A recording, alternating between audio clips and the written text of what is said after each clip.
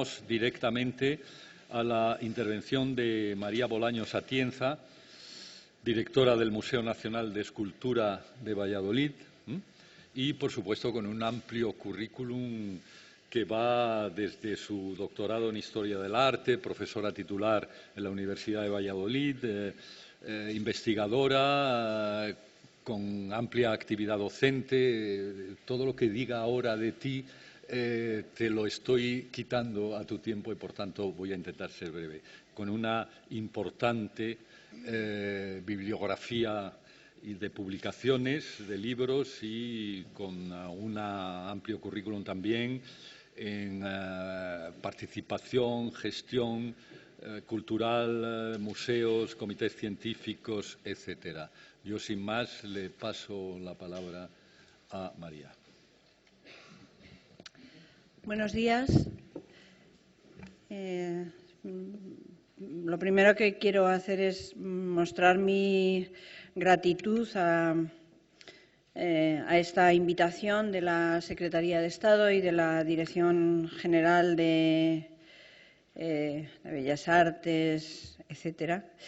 y también a los organizadores de estas jornadas internacionales para intervenir, máxime aún sin ser en absoluto especialista en el tema, ni como jurista, ni como historiadora de la administración. No conozco bien la intrahistoria administrativa de la cultura y creo que ha habido suficientes intervenciones de personas muy competentes y sinceramente creo que mi intervención era fácilmente prescindible, así que agradezco mucho el gesto de poder estar aquí y también la compañía de tantos colegas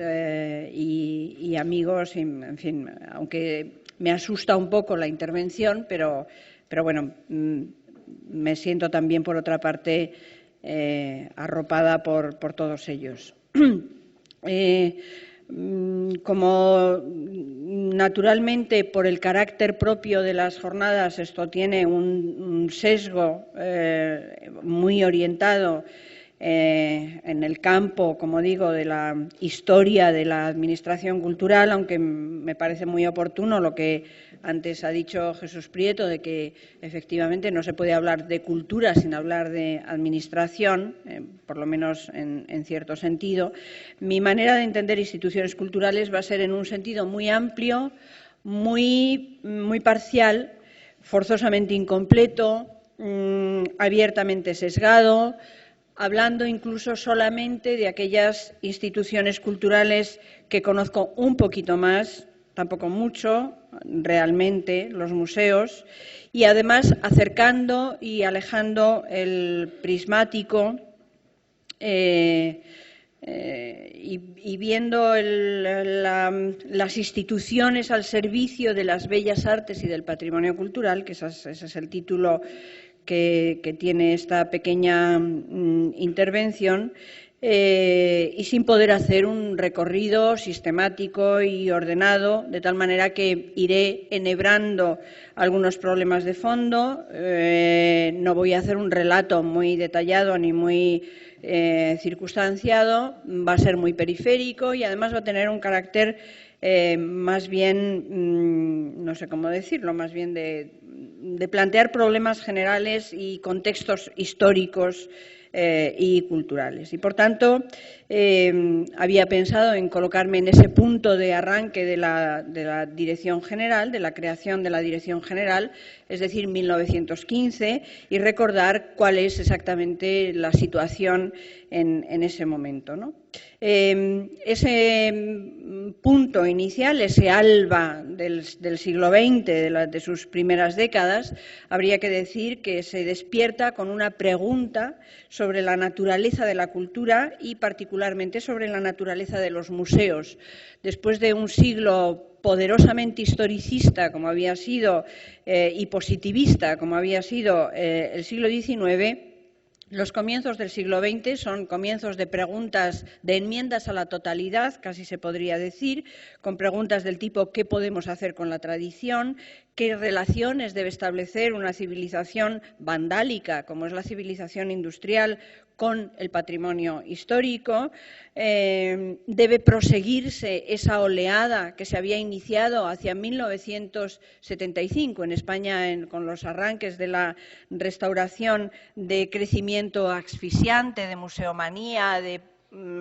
incremento continuo de museos de diferentes categorías. Es decir, que a comienzos del siglo XX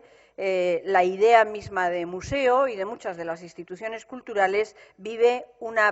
diríamos, su primera crisis importante,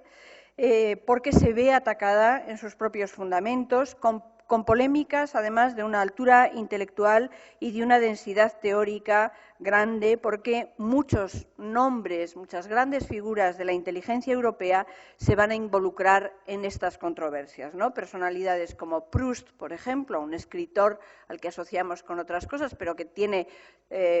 interrogaciones muy interesantes sobre qué es exactamente un museo y qué debe ser. Adorno, al que se ha citado, la figura de Paul Valéry, es decir, grandes luminarias de la inteligencia europea que se detienen sobre esta institución y se preguntan sobre su razón de ser.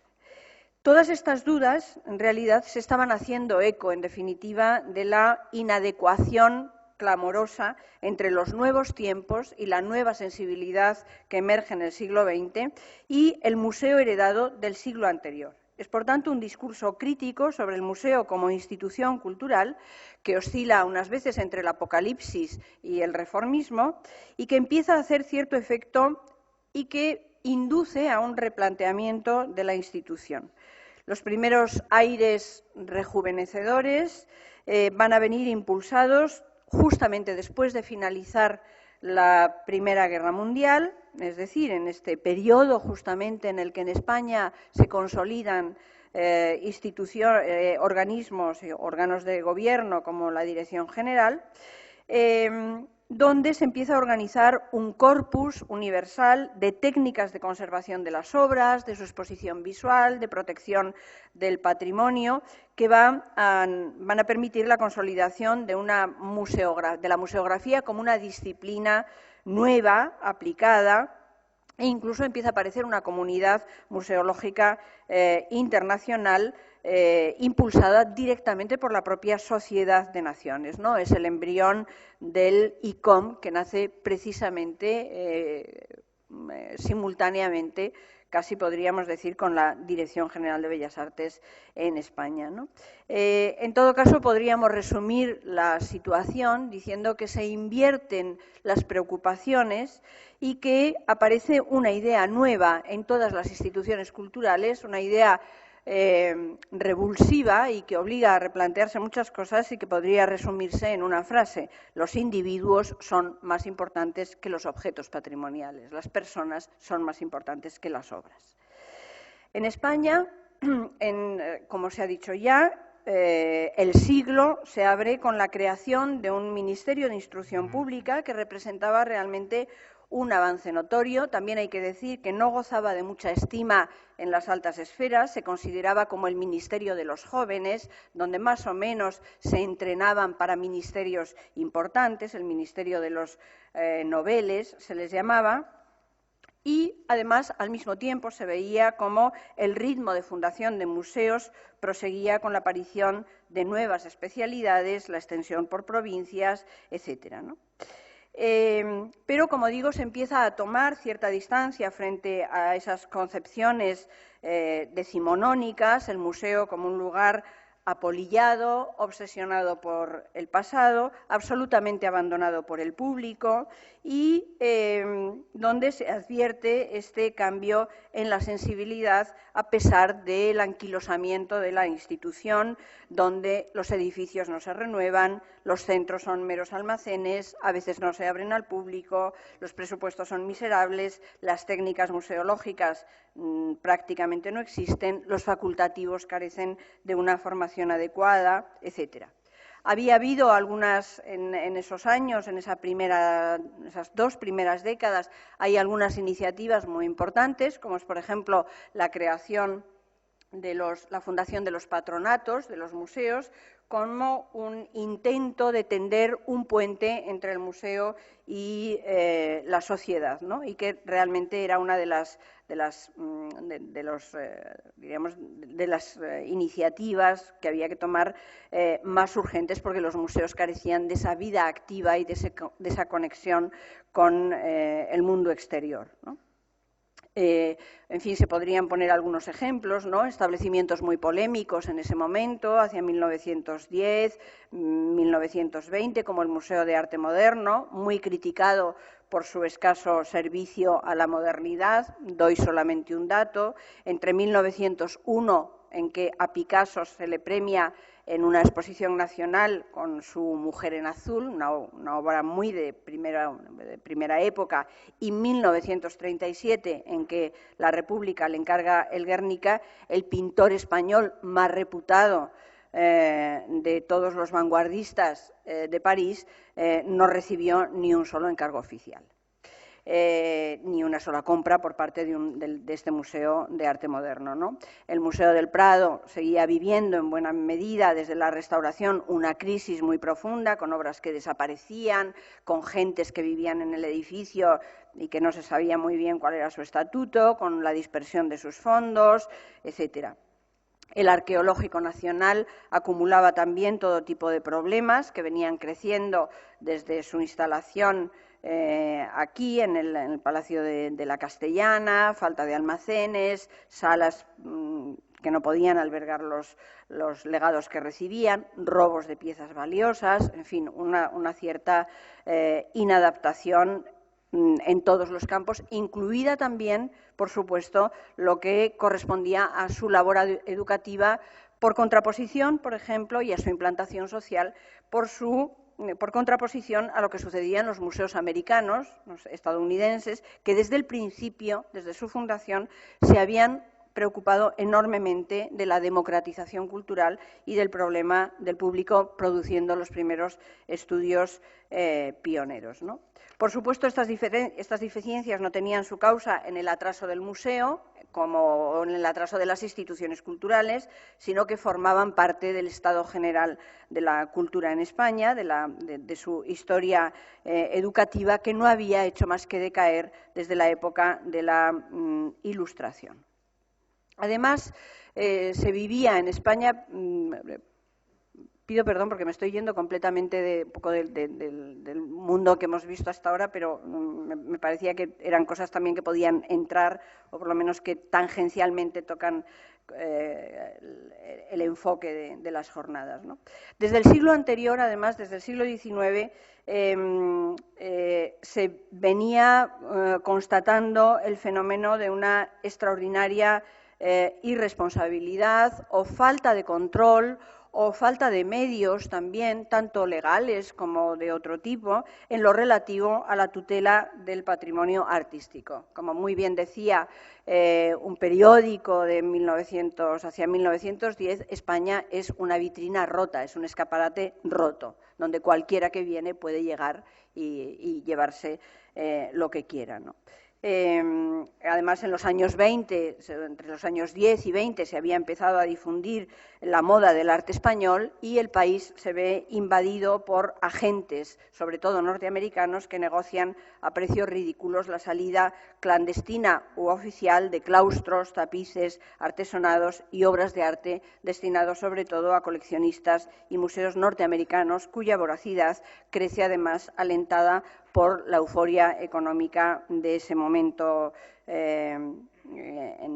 las finanzas, ¿no? Este encogimiento de la riqueza artística nacional se incrementa, como digo, sobre todo a comienzos de siglo, primero por la escasa conciencia del valor de los monumentos, por la diríamos, porosidad de las aduanas, por la complicidad de la Iglesia, que vendía su propio patrimonio, por las enormes lagunas legales que, a pesar de los intentos, no lograban contener esta sangría, Antes creo que se han citado el caso de los frescos de San Baudelio de Berlanga, del monasterio de Sacramenia, que sale entero en piezas y que se tiran más de 20 años en cajas en el puerto de San Francisco, como consecuencia de la ruina del magnate que lo había adquirido. En el Cabildo de Valladolid vende la reja de la catedral, que podemos ver todos hoy en el Metropolitan, espléndidamente instalada y que es vendida a una peseta al kilo. En fin, acontecimientos de este tipo que son un goteo constante. De todos modos, para no en fin, dejar un panorama tan negro, habría que decir que y tan incompleto, habría que decir que habría que recordar la importancia de un movimiento cultural en el país, de un movimiento intelectual muy presente en el escenario público, que vigoriza la vida cultural con sus intervenciones en el campo, sobre todo, de la innovación educativa y cultural. Me estoy refiriendo, naturalmente, a la Institución Libre de Enseñanza, que, aunque se mueve en la periferia de la cultura, realmente tiene un ascendiente muy considerable sobre los poderes oficiales, ¿no? De esta escuela de institucionistas, de esta escuela, van a hacer una brillante generación muy vinculada a todas las innovaciones que se producen en las instituciones culturales de esto que se conoce como la Edad de Plata, en la que la cultura española conoce un momento muy brillante, ¿no? De este núcleo es de donde van a salir personalidades en los museos tan importantes como Riaño, como Juan Valera, como Cossío, que van a poner en marcha muchas instituciones impulsadas o apoyadas por los gobiernos más liberales, ¿no? De hecho, la institución fue consultada sobre cuestiones educativas y son ellos, por ejemplo, los que impulsan la creación desde 1900 de un catálogo monumental. Son ellos, es su ascendiente sobre el ministro Albareda el que induce a la creación del Ministerio de Instrucción Pública, y también están detrás de esta iniciativa de crear definitivamente, después de haber formado una sección de Bellas Artes y Construcciones Civiles, el que impulsa la creación con rango de dirección general en 1915 de esta institución, ¿no? En ese contexto me parece que es también muy importante mencionar otro fenómeno intelectual, que es el de una preocupación que circula por las mentes más preclaras del momento, que es una preocupación que nos puede parecer a nosotros quizás seguramente un tanto metafísica en esos momentos, pero que en este periodo, sobre todo podríamos hablar de la generación del 14, de la generación de Ortega, y de todas las personalidades que giran en ese momento, sobre todo en el Madrid de los años 10 y de los años 20, una preocupación por la búsqueda de la identidad nacional, por lo que ellos llamaban el ser histórico de España, ¿no? Esta búsqueda se cifra en el paisaje, en los tipos humanos, en las costumbres, en los tesoros artísticos y en los monumentos, en la música, en la poesía popular, etcétera. En definitiva, la meta colectiva de esta búsqueda, que es una búsqueda, por un lado, más poética, pero que tiene también una dimensión científica, de investigación en el campo de la literatura, del idioma, en fin, de muchos otros campos, la meta colectiva de estas generaciones era hacer entrar la tradición en la modernidad, convertir el patrimonio no solamente en un conjunto de ruinas más o menos románticas, sino darle este otro sesgo de incorporarlo con una visión distinta a la modernidad, ¿no? En fin, podríamos poner muchos ejemplos, desde lo que significó el descubrimiento del Greco, que es también un gran descubrimiento de nuestro patrimonio, en 1908, la apertura de salas nuevas en el Prado dedicadas a Velázquez y al propio Greco, o en otros campos, pues el homenaje de los poetas del 27 a Góngora, es decir, es la idea de encontrar en nuestra propia tradición y en nuestro propio patrimonio una razón de ser nacional. Ahí hay que citar forzosamente al Centro de Estudios Históricos, una institución cultural absolutamente central en estos años, probablemente muy difícil de equiparar con ninguna otra escuela educativa o científica, muy por encima del nivel que tenían universidades y academias, y de las que saldrán algunos directores generales absolutamente centrales, como por ejemplo Gómez Moreno y un poco más tarde Ricardo de Orueta, no mucho más tarde, solo un año más tarde, ¿no? Formados en el extranjero, al tanto de los modernos métodos de estudio europeo, que se zambullen en la historia española, en su literatura, en su lengua, y que no solo hacen ciencia, esto es muy importante, sino que además combinan ese enorme rigor erudito, porque son los fundadores de las ciencias humanas en nuestro país y, por tanto, de ahí es de donde van a nacer la nueva concepción de las bellas artes y de la idea de patrimonio, sino que viven esa vocación investigadora, la viven como una forma de patriotismo crítico, como una manera de estar contribuyendo a la regeneración española. Bajo ese ambiente se acometen y, diríamos, inducido en general por esta generación de institucionistas, estudiosos, miembros del Centro de Estudios Históricos, gentes educadas en la Junta de Ampliación de Estudios, personalidades de la residencia de estudiantes, por poner un ejemplo, de una generación un poco más joven, y son ellos los que acometen la renovación de los museos de arte moderno, la renovación de las bibliotecas, los que dinamizan el Museo del Prado, etcétera.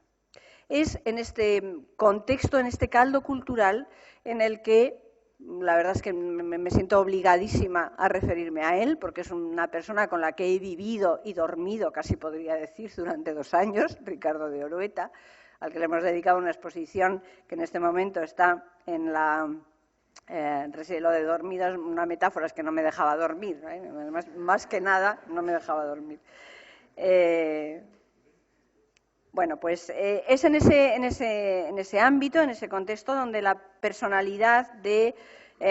Ricardo de Orueta, como director general de Bellas Artes, nombrado en 1931, con la llegada de la Segunda República, realmente se puede decir que marca un antes y un después en la historia de la institución y yo creo que en la historia de la cultura española. Es una persona tremendamente olvidada, del que seguramente muchos de ustedes no hayan oído hablar, porque efectivamente es una persona sobre la que cayó un velo de olvido absoluto a su muerte, ¿no? Me ha resultado verdaderamente impresionante el ver el otro día una fotografía de su tumba en el Ayuntamiento de Almadén, el cementerio de la Almudena,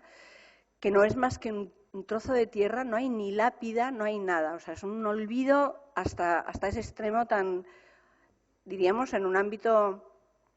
más sentimental, pero que no deja de ser muy expresivo de lo que ha sido nuestra historia, ¿no? El que un director general como ese no tenga ni siquiera una lápida propia y lo único que se ve es un poco de arena, ¿no? Bueno, pues quizás sería un momento para que la dirección general se acordase de gastarse un poquito de dinero y poner una lápida a un director general que fue el autor de la ley del 33, aunque solo fuera por eso, ¿no? Bueno, Ricardo de Orueta va a ser quien lleve a cabo una labor más sostenida, más decidida y más moderna. Cuando él llega a la dirección general y le hacen una entrevista en un periódico de la época, la frase un poco que define su proyecto y su programa, dice: impedir que se nos lleven el tesoro artístico nacional. Esto me trae aquí porque creo que puedo hacer una gran labor de cancerbero. Orueta había desarrollado, en los años anteriores a ser director general de Bellas Artes, había desarrollado una labor de denuncia como académico de Bellas Artes, que era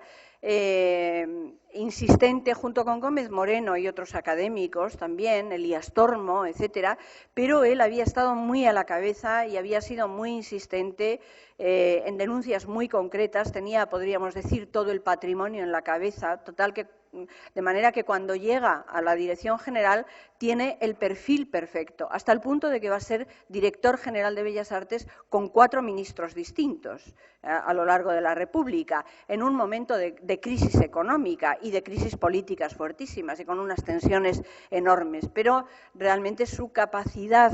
gestora, porque él además había hecho Derecho, su conocimiento, porque era un historiador del arte y de la escultura, su conocimiento del patrimonio, le convertía, en cierta manera, en la persona ideal, ¿no? Sus iniciativas fueron numerosas y estuvieron siempre muy bien respaldadas, tanto administrativa como jurídicamente. Las encaminó a construir una definición del patrimonio con una extraordinaria visión de futuro. Él estaba convencido, yo creo que esto es muy importante, en su mentalidad y en su visión, estaba muy convencido de que era esencial en la política de la Dirección General de Bellas Artes no solamente tutelar el patrimonio, sino hacer un trabajo de publicidad y difusión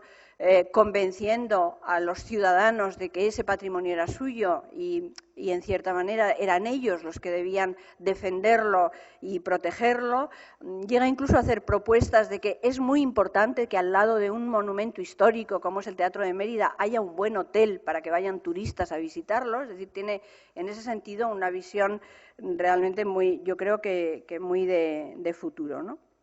Él estaba muy influido por la Carta de Atenas, que fue un documento fundamental, como sabréis muchos, en la historia de la protección del patrimonio, y fue él el primero en aplicar los principios de esa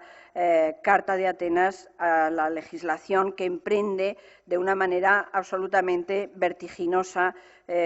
con iniciativas continuas que van a culminar en la Ley del Patrimonio del 33, que, como se ha dicho, es una ley. Él había sido el ponente también del artículo 45 de la Constitución, del 31, de la Constitución republicana, que es un artículo absolutamente definitivo donde creo entender, que me perdonen los juristas si no soy muy precisa, pero donde la cultura se consagra como un derecho y donde además por primera vez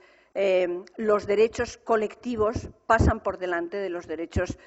particulares. Esa frase de la Constitución que dice toda riqueza artística e histórica del país, sea quien fuere su dueño, constituye el tesoro cultural de la nación, esa frase entrecomillada, sea quien fuere su dueño, tiene muchísimo contenido porque implica un salto verdaderamente decisivo, ¿no?, en la manera de entender la defensa de la riqueza artística de la nación, que se compromete no solamente a custodiar, sino también a difundir. Una de las iniciativas que había tomado antes de la Ley del 33 Orueta es de un plumazo realmente y en un solo decreto, la conversión de el paso, una declaración masiva de monumentos que pasan de 100, que eran los que había hasta ese momento, a 897, con lo que implicaba por parte del Estado de asumir esa tutela, iniciar la restauración, etcétera, etcétera. Es decir, es una persona absolutamente central. La modernidad de la Ley del 33, como se ha explicado antes, la convirtió en un modelo para otros países. España fue verdaderamente un pionero en este sentido. La Ley del 33 es también patrimonio cultural desde ese enfoque y va a ser tan decisiva que se va a mantener prácticamente invariable hasta la Ley del año 85, porque incorpora cosas tan nuevas como era, por ejemplo, el considerar patrimonio, pues no sé, el paisaje, ¿no? Algo entendible en una generación que había, como ellos decían, guadarrameado tanto, ¿no? Es decir, que se había, para los que el excursionismo, el contacto con el paisaje, la naturaleza, era absolutamente central, ¿no? Otra iniciativa que toma Orueta es declarar el misterio de Elche como monumento nacional, una iniciativa también muy importante porque significaba incorporar una idea de patrimonio inmaterial en una época muy temprana, ¿no? Y también eso, y como esto podríamos en fin, los bibliotecarios que hay en la sala, a los que pido disculpas por haber hablado tan poquísimo o nada de bibliotecas, les recomiendo los textos, los dos preámbulos de las leyes de Orueta sobre bibliotecas, porque son verdaderamente conmovedores, ¿no? Es un elogio de la lectura, de la cultura, de la importancia de llevar el libro a los pueblos, etcétera, que es muy, en fin, llama muchísimo la atención, ¿no? Y tengo 2 minutos para terminar. Sí. Bueno, pues con esto querría simplemente, porque me parecería mal quedarme en esta fecha, querría saltar 50 años en el tiempo y hablar de otro gran momento en la historia de la Dirección General de Bellas Artes, aun sabiendo que ha habido directores generales e iniciativas importantísimas en estas fases intermedias por las que yo he pasado un poco alegremente, pero me parece muy importante mencionar lo que significó eso que muchos han llamado la hora del entusiasmo, ¿no? Que fueron los años que transcurren entre 1980 y el año 2000 aproximadamente, diríamos casi los años inmediatos a la transición, con un hito tan importante como la ley del patrimonio histórico, la conocida como Ley Solana, la ley del 85, porque son años muy importantes desde el punto de vista cultural, que se vivieron, como digo, con un considerable entusiasmo y en los que la explosión de la vida cultural, la resonancia de los fenómenos artísticos, el impulso de las actividades de las instancias oficiales eran datos muy elocuentes y muy nuevos, ¿no? Con todas sus luces y sombras, porque naturalmente había una especie de, primero había una tradición perdida, una desconexión total con una buena tradición, como era nuestra Edad de la Plata, la propia inexperiencia de profesionales y técnicos, la falta de redes culturales estructuradas, una cierta tendencia al esquematismo, ¿por qué no?, y a la demagogia cultural, pero un momento muy vivo en que la sociedad española estaba muy ansiosa por recobrar aquello que los institucionistas llamaban el chapuzón europeo, ¿no? El recobrar la conexión, el acompasamiento con España, ¿no? Basta recordar, para resumir ese ambiente que reinaba en aquellos momentos, la expectación con que se siguieron las negociaciones para traer desde el MoMA el Guernica de Picasso, que fue un hecho de un alcance simbólico porque, en cierta manera, representaba para España una reconciliación consigo misma, ¿no? Las instituciones patrimoniales entre 1975 y 2005 deben encuadrarse, por tanto, en este auge espectacular de las artes y de los museos, que empiezan a desempeñar un papel sin precedentes, verdaderamente desconocidos en nuestra historia cultural. Los profesionales de los museos nos quejamos mucho ahora de los apuros por los que estamos pasando, pero no debemos olvidar de dónde venimos y ese pasado del que nos hemos olvidado realmente no está tan alejado, ¿no? Quizá deberíamos también, además, empezar a prepararnos para pensar que seguramente esto no será siempre así y que en este momento los museos viven una edad de oro, son los grandes protagonistas de la vida cultural, las batallas culturales se dan en los museos, casi todo se musealiza o es objeto de musealización, cualquier acontecimiento de carácter que sea se convierte en una exposición, en un objeto visible. Y eso es lo que nos ha permitido experimentar un boom espectacular que se inició sobre todo con un proceso de reformas, rehabilitaciones, construcción de nuevos edificios, modernización de los equipamientos, que era absolutamente indispensables y que hacen en este momento de los museos españoles, por lo menos de la gran parte de los museos públicos, un verdadero ejemplo frente a Europa. Basta con que nos pasemos por Europa para que a veces se nos quiten algunos complejos que hemos tenido mucho tiempo. Tenemos unos museos verdaderamente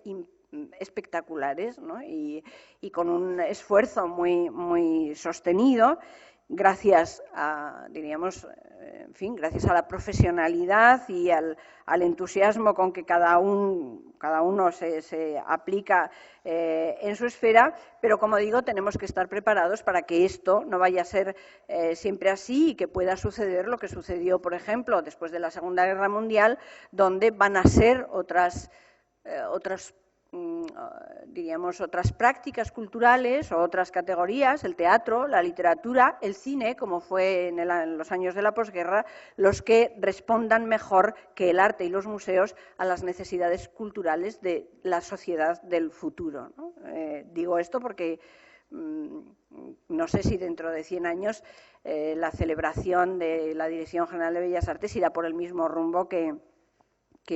ha ido esta vez, ¿no? Llegará un día, se decía hace poco, en que el museo nos parecerá tan extraño y tan insólito como una visita a los diplodocus del Museo de Historia Natural. Comprenderemos entonces que no es más que un accidente de la historia. De momento somos un accidente de la historia que estamos viviendo, pero en fin, yo creo que es cierto que son instituciones lo mismo que las bibliotecas y desde luego lo mismo que los archivos, que han experimentado también un boom absolutamente impresionante en estos años. Y,